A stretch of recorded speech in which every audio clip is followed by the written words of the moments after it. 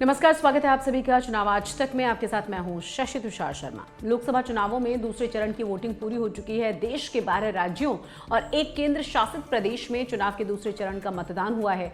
इसके साथ ही कुल 88 सीटों पर तमाम प्रत्याशियों की किस्मत ईवीएम में कैद हो गई है। चुनाव के दूसरे चरण के साथ ही लोकतंत्र के इस महापर्व को लेकर मतदाताओं के उत्साह में बढ़ोतरी देखी गई है।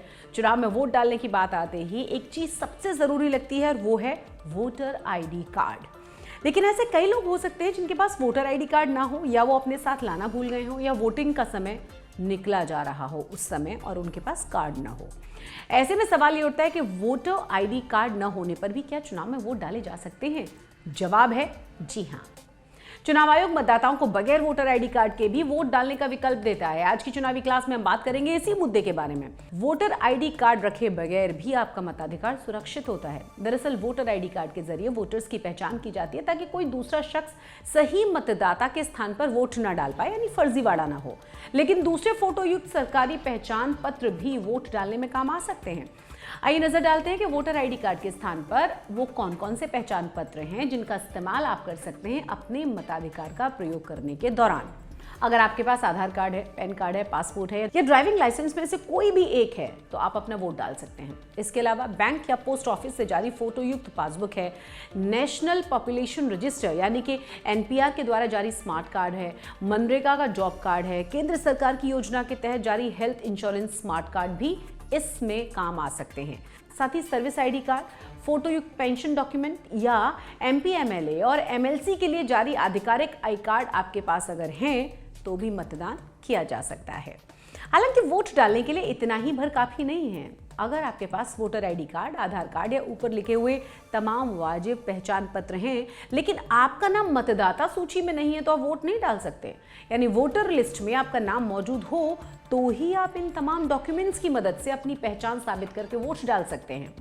अगर आपके पास वोटर ID कार्ड या आपकी पहचान को साबित करने वाला कोई और वाजिब डॉक्यूमेंट मौजूद है लेकिन वोटर लिस्ट में नाम नहीं है तो आप वोट नहीं डाल पाएंगे।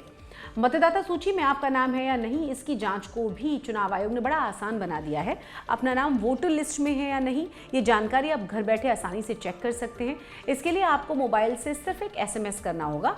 आप EPIC नंबर यानी कि एपिक नंबर लिखकर 1950 पर SMS कर सकते हैं, यानी 1950 पर आपको SMS करना है। उदाहरण के तौर पर अगर आपका एपिक नंबर है 43721893 तो आपको मैसेज करना होगा ECI स्पेस 43721893।